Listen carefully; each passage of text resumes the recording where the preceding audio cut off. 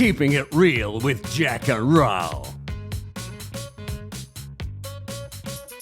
So when you say you find the cure of aging, you're not talking about living forever. You're just talking about living well up until you die. If we imagine the technological possibilities, we can live forever. So I've made a study of science fiction and how long it takes to become scientific reality. So the first work of science fiction is Jules Verne's Journey to the Moon. It was written in 1859. It took 110 years for a work of absolute insane science fiction to become a scientific reality. HAL 9000 in 2001: A Space Odyssey takes about 50 years to get to Alexa. From the Jetsons with the robot vacuum cleaner, it takes about 50 years to get to a Roomba. And so could it be possible that we live in a world where we could be virtually infinite? Well, with brain-computer interfaces, maybe we can overcome the limits of our bodies. And with $1 trillion worth of R&D, could we overcome our biological limits? And I use the word, I use the amount of $1 trillion intentionally because that's the market capitalization attributable to the GLP-1 drugs like Ozempic and Mounjaro. And so there is a cost to doing the science to increase human longevity, but it must be within the realm of possibility, particularly now that we have artificial intelligence. Wow. So you would want to live forever, but it might not be in our body. Yeah, and so it is this idea of transhumanism. We might become superhuman, we might become transhuman and overcome our biological limits. Probably the first iteration of this is within a few years, every conversation that we have on Zoom or on Microsoft Teams will be recorded. And then that data will be fed into an LLM that will create a digital avatar of us, that will speak like us, that will react like us. And then eventually will be indistinguishable from who we are as individuals. Sam Altman, the founder of OpenAI, is a friend of mine. I've known him for nearly 20 years. And, 15 years ago, AI was absolute science fiction. And now it can write better than any human. It can, conduct the bar exam. It can, write jazz music. And we live in a world of limitless possibilities. We are only limited by our own imagination and the intention and the agency of those who want to be true leaders. And so something that I think about very deeply is there have hitherto been 9 ages of mankind. Let me see if I can get these right. Yep. The Stone Age, the Bronze Age, the Iron Age, the Middle Ages, the Age of Enlightenment, industrialization, and in our lifetimes, the atomic, space, and information ages. 9 ages.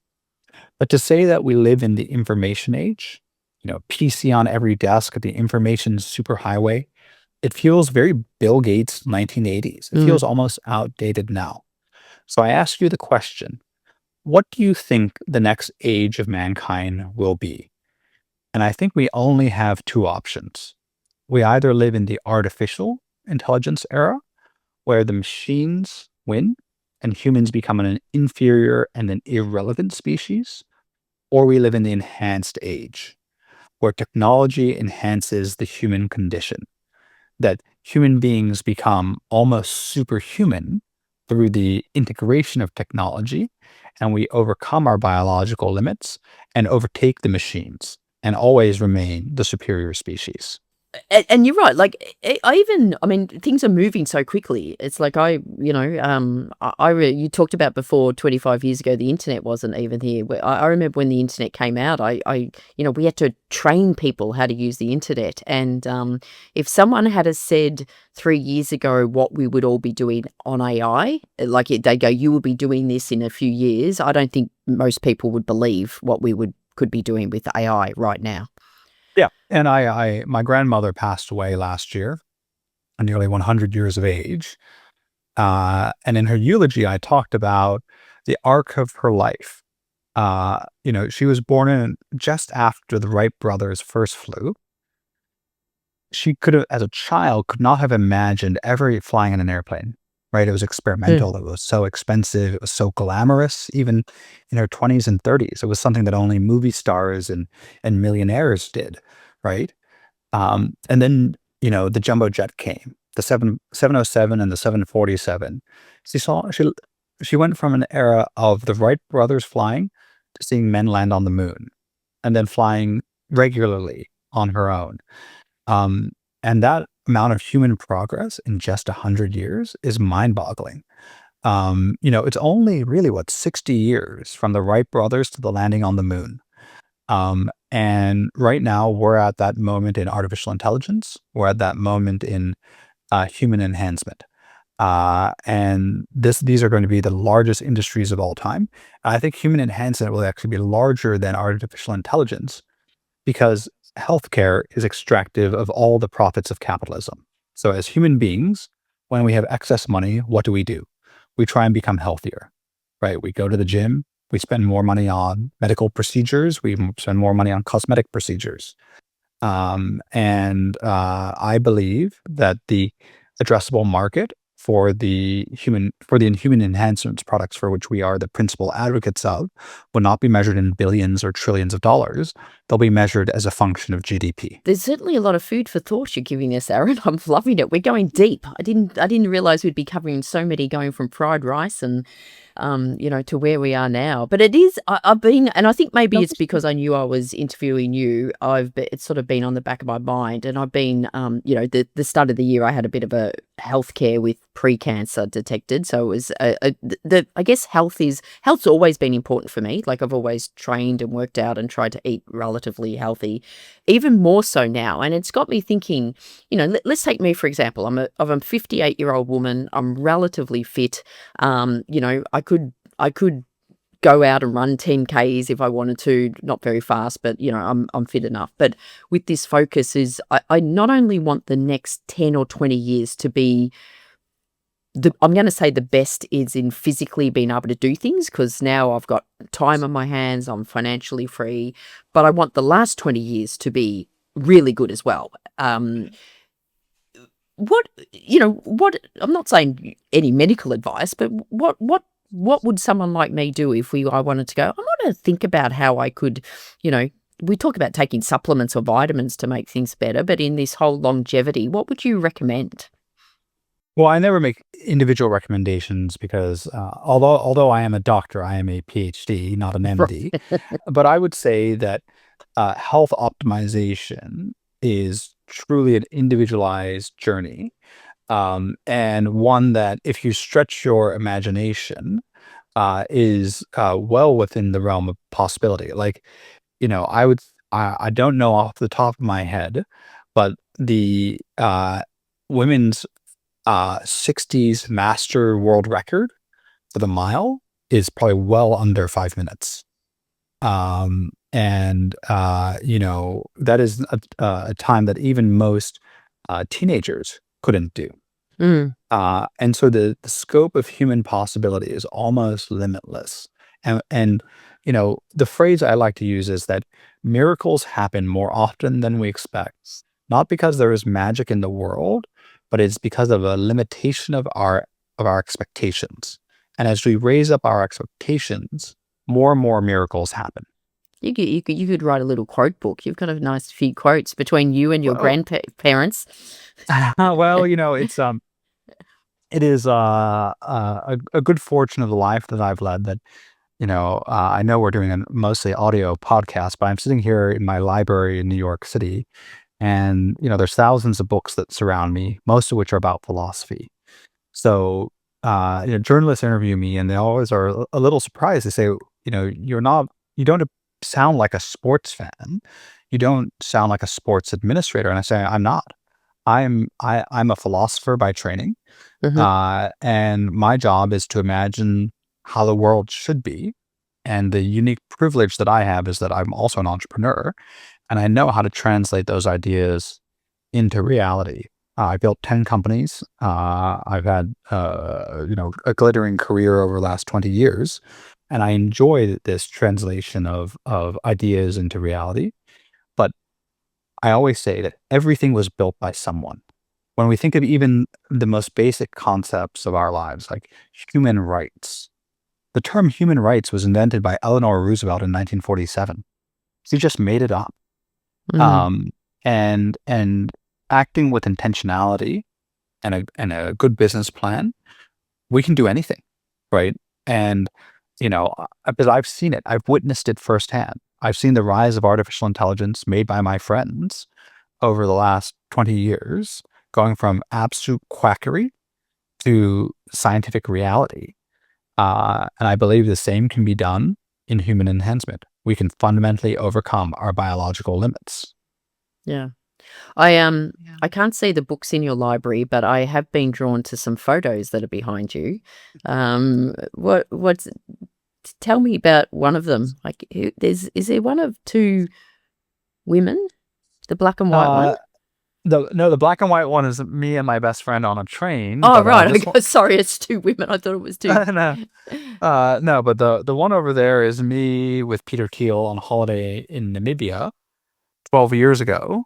And I believe everyone in that photograph, this is a small, tight-knit group of friends, we were on a Christmas holiday together, has gone on to found a billion-dollar company. Right. Okay. Every single, That's a good holiday. it's a good holiday, but there have been over 2,000 unicorn companies created. So it's not really that special anymore to create a billion-dollar company. And, why do I believe the enhanced games will be so successful is because we are not here just to make money. We're here to fundamentally impact and change the human condition. And would you dedicate your whole life to being a product manager at Microsoft or, working at the National Bank? I don't think even the CEO of the National Bank of Australia will put that on his tombstone. No. And in another vein, think about like OpenAI, building artificial general intelligence, or working at Tesla, helping to make humans interplanetary, or working at Enhance to make literal superhumans. This is a mission worth dedicating one's life to. And that is why I believe we will succeed. Not because our mission is so great, but also because that means that we can hire the very best people in the world and motivate them, through all the challenges to work hard to achieve something absolutely extraordinary. Mm. What is the one thing that worries you or keeps you up at night? Or do you have something enhanced to make you sleep really well? Is it Is there something that concerns you? No. I've built a lot of companies. I've gone through a lot of battles in my life. Prior to being an entrepreneur, I led Peter Thiel's litigation against Gawker Media involving the wrestler Hulk Hogan, where we won the largest invasion of privacy judgment in history. I've had many battles. I'm a good fighter. And this has been the easiest business I've ever built because it's so straightforward, right? Like the world is interested in what we are doing. I was speaking with a very prominent podcaster yesterday, and he asked me, what does it feel like to have created something that basically everyone in the world knows about?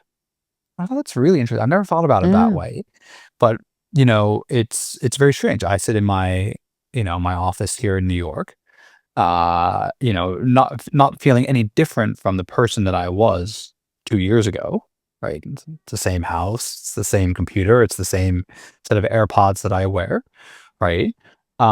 Yet we have created something that has really inspired a global conversation. It's forced the sporting community to introspect on their place in the world, their place relative to science and technology, but it also will continue to invite us to think about what the possibilities of humanity are. And so why, as human beings, are we drawn to climbing mountains?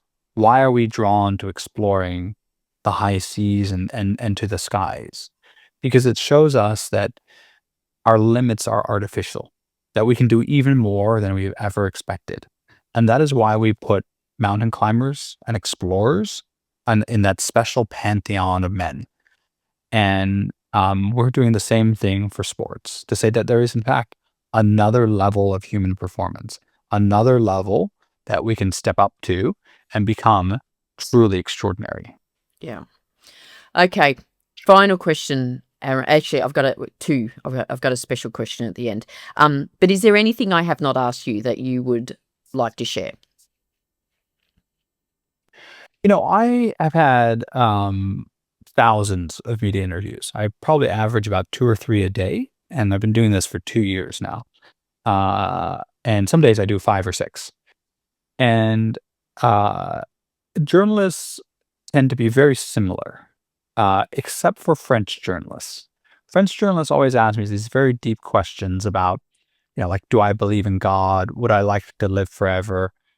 What is the psychological and personal toll that it takes upon me to lead such a movement? And I find those all very interesting questions to introspect on, because if we're imagining a future, like, I'm not a scientist that is going to create the science that will make us live forever, but I'm a business person who I hope will create the economic conditions that will allow the science to develop, that it will allow us to live forever. And that has significant implications on us as individual, I as an individual human and us as a collective society. And one of the reasons why I work so hard and I make tremendous sacrifices for this organization is that I do not want to be old, frail, and infirm, and unable to move, and yearning for my youth, knowing that I could have been the one and only person who had the capability and the opportunity to solve this problem. So I want to avoid it for myself. I think I've got 20, 30 years before that becomes a serious issue. And I certainly think that I have a moral obligation as a capable individual to do so. And I believe that all individuals of capability have a moral obligation to act to improve our society, because that is the only thing that took us out of the cave and made us civilized and created human civilization. Wow, I'm glad I asked that question. You're on a mission. I was going to say that could be on your tombstone, but you might live forever. So no, well, I actually think very intently about the future. Yep. And I actually don't even think about the future. I write about it. So when I was 17 years old and starting university, I wrote a plan for my entire life. And the things that I thought would take me an entire lifetime took about 10 years to achieve. And then when I was 30, I did it again. And I recently turned 40 and I've done it once more. And in my a business plan in my 4th decade of life, I actually made a decision about where I want to be buried. And what will my tombstone say? Because what will be my lasting contribution to this earth? Well, I would like to be buried in the chapel of my college at Oxford University, where I got married a few months ago. It's a place that's deeply special to me. And I want my tombstone to say just one thing: Aron D'Souza, the founder of the enhanced age. Not of the enhanced games, but a whole new age of mankind, where we see technology as being essential to advancing the human condition, where we see that we have the ability to overcome our limits in a new way using technology, and that becomes the principal public policy lens for all of human civilization. Okay, that's deep, Aron. It's a deep conversation. I've got one more very, very deep question to ask you. It's very deep, very deep. Do you make a good fried rice? I make a good fried rice, but not the best in the world. It wasn't, your grandfather didn't pass that recipe down? He did. He in fact passed away before I was born, but my grandmother and I cooked very often. And, I very rarely go out to eat. I much prefer to cook in my own home. And what's your specialty? What's your go-to? My specialty is actually English. It's beef Wellington. And I love cooking, and we have a beautiful home here in New York City. And so my husband and I, when we have time off, which is rare, instead of going out to eat, we like to invite our friends over to cook dinner. And actually, in fact, we're doing that tonight. So that's a good question to conclude on, because I've got to go and go by the stove. Yeah. Well, if you're following a major crime case in Australia, I hope you're not putting mushrooms in that beef Wellington. No hand-forged mushrooms. No, excellent. Good job. Aron, thank you so much for your time. We look with interest how the enhanced movement goes, and in fact, we are probably witnessing the start of the enhanced age. Thank you so much for your time. Thank you very much. You have a wonderful day. Oh, it's interesting. I can see steam coming from your ears and head, Ral. What are you talking about? I'm talking about the big conversation you just had. I can see steam coming out of those ears. You really... The brain is whirring. It was whirring. big. So Jack, just you've had a chance to listen to the interview with Aron, and we're going to debrief, but you should probably fill us in because you actually know Aron. So I do. Why don't you fill in the keepers how you know him, and then we'll debrief the Aron interview. D'Souza, I'm very, very proud to say, has been a friend of mine and a good friend of mine for maybe 12 years. Mm-hmm. So I met Aron, so he was he's just turned 40 now. So I met Aron before he turned 30. In fact, I was at his 30th. He threw a great birthday party at the State Library. A few of his friends. I met him when I was working at ANZ in the private bank. And it was really interesting because a really great colleague of mine who headed up the philanthropy division of ANZ Trustees, which was part of ANZ Private Bank at the time, said, I have got someone you must meet. And thanks to Teresa introducing me to Aron, we became just good mates. And I just loved having him around because he was the most incredible thinker. I hadn't met anyone with a brain that big.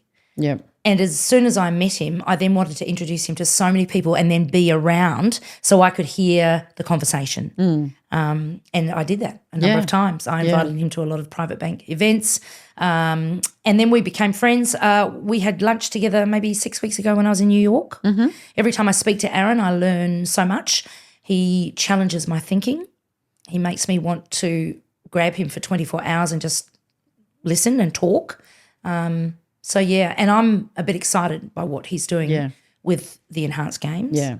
Well, in the intro to the episode, I sort of said that this will probably be our most controversial and it will challenge our thinking, because I know when you first said let's interview him, it was like, wow, that's interesting. But yeah, speaking to him, and my God, he's deep. He is deep. He's a big brain. Just like, I kept thinking of funny little jokes to say, and then he'd go deep, and I go, oh, maybe that little joke about the Simpsons is not appropriate, so I won't say it. Oh, he'd go, the Who? Yes. Yeah, he's amazing. So what I loved about listening to the interview, it was great. You took it back to basics. So what is enhanced? What's it about? A couple of things really stood out for me, Ral, and the thing that I never ever stop being interested in is competition, right? Competition in the world, yeah? Because people and organisations and brands, and particularly capitalism, gets really complacent, gets a bit lazy. Yep. If you can easily be number one, and I'm referring to the Olympics in this case, then you don't need to make a lot of change. And does that serve everyone, the Olympics? What's your view on that now? Yeah, well, the Olympics are really, really challenged by this, to the point where they're saying, so the enhanced games is allowing, they don't use the word clean, they use natural athletes to compete. But the Olympics are saying not only if you compete as a natural athlete, you can't compete in the Olympics, but they're saying even if you support it, so even if you like it or anything, which that is just fear. That is absolute fear. Yeah. And an interesting take, don't you think? Because it's an arrogant take in many ways. Yes. So if I was on the board of the IOC or the Olympics, I'd be thinking to myself, why do we think we are so superior that in the future everyone is still going to want to be part of this particular games? And that's because they are complacent. They don't think they can be competed against. Yeah. Big mistake. It was interesting the last Olympics when they brought in breakdancing, because they're trying to attract a younger audience. Well, we saw that at Visa as a major sponsor. Yeah. So they're trying to attract a younger audience, because they know the younger audience, the way it is at the moment is not very an appealing event. And it's been interesting, you know, ever since I knew I was going to interview Aron, I've been asking people about the enhanced games, and there is definitely a generational divide. So the older people just go, that's ridiculous, blah, blah, blah. And the younger people, I'm asking, are so excited about it. Totally right. Because they want to see human potential. Like, how fast can a human actually go with some enhancement? And so I think, the Olympic Committee should be nervous. Should be nervous. You're exactly right. The generational divide is interesting. So I put together, Aron came and had lunch with us at the farm, maybe 12 months ago. And I purposely invited a couple of friends of mine over for lunch, older gentlemen who are incredible and have been very successful. And one studies philosophy. So we're not talking closed mindsets here. We're talking, older generations who are more open to things, and they still struggle with it. Yeah. So yet, Louis, anyone I talk to under the age of sort of 35 are like, sounds awesome. And what do you mean? Peptides. People are taking peptides. Yeah. People are taking, enhancements. What do you mean? But again, if the media gets hold of it, they will refer to it as doping. So straight away there's this negative context. So I think by getting in and trying to understand and listening to understand, which is what you did through the interview, which is what I've done in the many conversations I've had with Aron, the more interested I become and the more open-minded I become. And I'm a bit excited by it all. Yeah. But I did say I had lunch with him just recently in New York, and I did share this story with you before you met him for the interview, and we were talking about other things that are going to go on well beyond the Enhanced Games. The Enhanced Games is just one platform to actually start to prepare the world for longevity and the potential of humans. Yeah. There's more to come here. Yeah, absolutely. And the longevity movement, and that's why I sort of wanted to, at the end of the interview, I asked him about that, because that's, and again, it's not about living forever. No. It's about living well. And, I think if you ask most people, they go, do you want to live to 100? Or like, no, I don't want to live to 100, because we're thinking the last 15 years will be immobile, terrible. blind, deaf, all but dumb. But imagine cognitive if issues. You were 100 and you were still physically capable as you were, like maybe when you were 60 or 70. Absolutely. Like, why wouldn't you want to? I don't know anyone who would say, I don't want to live really well into my old age. Yeah. So again, and you just touched on another word after I listened to it, this is a movement, not an enhanced games per se. Yes, of course, that's part of the platform, but it is actually a movement. And he made it really clear about his why, Yeah. Well, he called it the enhanced age. Yeah. Well, he wants to be part of the revolutions, right? And he spoke about those, the industrial, the technological. This is later. There's 7, I think, ages he went through. And now it's going to be the enhanced age. Yep. I can see it, Ral. I mean, to me, it's not the Jetsons when I was, 12. It's or even younger, watching the Jetsons, maybe 8. This is real. And it's going to happen. And I think what is challenging is this mindset around like drugs. And this is what they're saying is you can legally take it. You just can't use it in the Olympics. And I was thinking after the interview, it was like, I was on hormone replacement therapy. Yes. That's an enhanced supplement, like testosterone. Lots of people I take using collagen peptides. Correct. So this is a thing. The reason women go on HRT, it's because without it, their performance in life is disabled or not very certainly, good. So we're taking these supplements, that's right, or whatever, to enhance. Our living. That's right. Our quality of life. And those supplements are going to become more and more available. They're going to become better, better efficacy. There's a whole lot of stuff that's going to go on. And also this whole, how do you get, when Aron and I caught up for lunch, we were talking about leadership, because I'm studying leadership constantly, and he is an incredible leader, right? And there were a couple of things there. We were talking about him attracting talent. Because in order for him to do what he wants to do, he needs the best people around him, right? Now, he's one hell of a talented guy, but he's saying, I need more talent than just me. And he said, I have them flocking to me in droves, wanting to be part of the movement because they actually want to be part of something that is changing the world. So he puts an ad out or goes to the network and says, I need a financial controller. He gets CFOs saying, I'll do the lower level work to be part of this movement. Yeah. I'm the best talent around and I want to be part of something.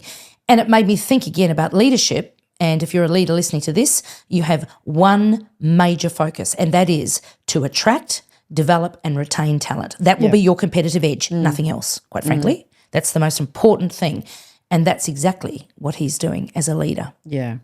What I was fascinated about, well, there was a couple of things in the interview. First of all, I didn't think we'd spend so much time talking about fried rice and these Chinese. Well, that was you yapping on about fried rice. It was really boring. Come on. Excuse me. But he enjoyed talking cooked, about his He cooked beef Wellington history. too. I know, I did laugh about without that. the mushrooms. Topical. But what surprised me is clearly his grandparents, they're entrepreneurs. They were all, and he's just got that running through his veins. He's interesting. I've met his mum and dad. Yeah. His father and mother are beautiful people. His father's a GP. His father was very active during COVID in the US. I think they're based in Florida most of the time. His mum has been absolutely the rock of the family, raising the children but supporting the dad in his practice. They are humble, really beautiful people. Yeah. And Aron is unique. There's no doubt about it. They must look at Aron some days and go, wow, I know they're very proud of him, as they should be. But they are entrepreneurial. You're right. And his mum's side, particularly based on what he was talking about, the first commercial bank in Australia. Yeah. I mean, I didn't know that. That was a great learning, a really great learning. Yeah. The other thing, I had a question up my sleeve to ask him to challenge does he get concerned that this will be a bad role model on young men? Awesome. And he actually raised it. And he said, we have considered that, but this is, we're using science-based, and if you look at the Olympics, I think he said the main sponsors are Coca-Cola and McDonald's. Correct. Sugar and so he's believing that it will be a role model, but he believes it will be a good role model. Absolutely. So we know that the worst things for our youth today, and I don't know whether you've seen the series Adolescence, is social media, and screen time. And there's an absolute pandemic of loneliness and depression with young men. Young men withdrawing into themselves, not knowing how to have a conversation, easier to sit in your room with some porn or, social media than actually go out and converse. Yep. And they're feeling quite, I think intimidated by a lot of women who seem to be, rising, not before time. But when you spoke to Aron and he made it really clear that, if you want to talk about what's not good for young people, then you don't have to look too far. And again, it's challenging the convention. It's challenging tradition. Just because it's always been done that way doesn't mean to say that's right or that it shouldn't improve. Yeah. I've, as I said, I've known him for a long time. He has been fascinated by AI, by technology, by power, by longevity, by law, philosophy. That's a real thing for him, and he studied that very, very young.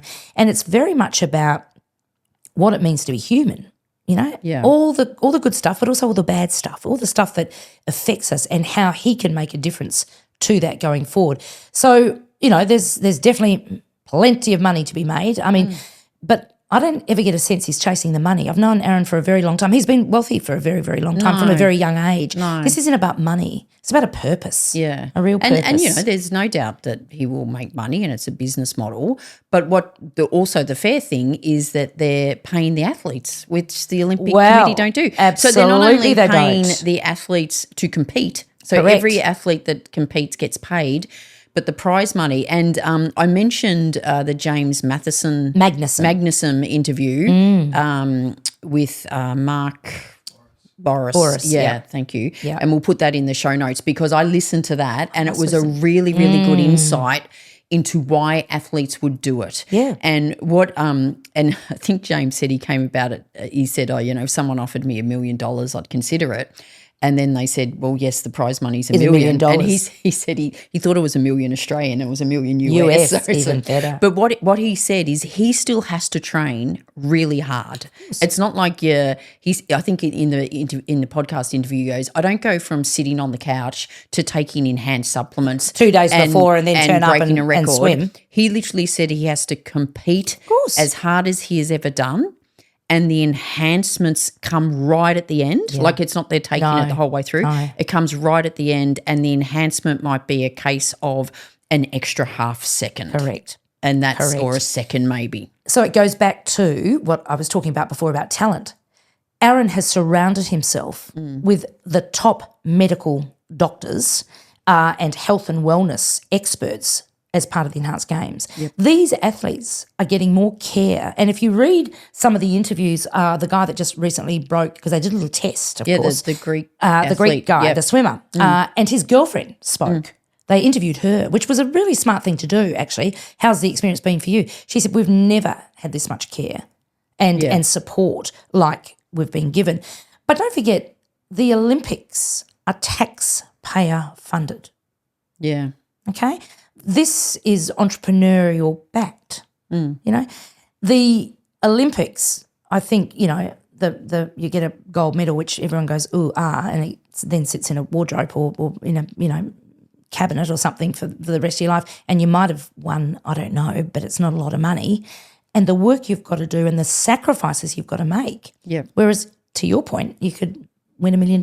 Yeah. Well, you know? well, at least the athletes are getting and paid. I think they get paid. They all get paid, irrespective of whether they break a record which or not. Which is fair, which is absolutely fair. Sorry, correct. I should say. So yes, and the trade-offs are great for athletes. They don't work, they can't work. They've got to train, you know, when they're preparing for the Olympics. So they make very little money. So yet there are other people making a hell of a lot of money out of the Olympics. And again, this is challenging that.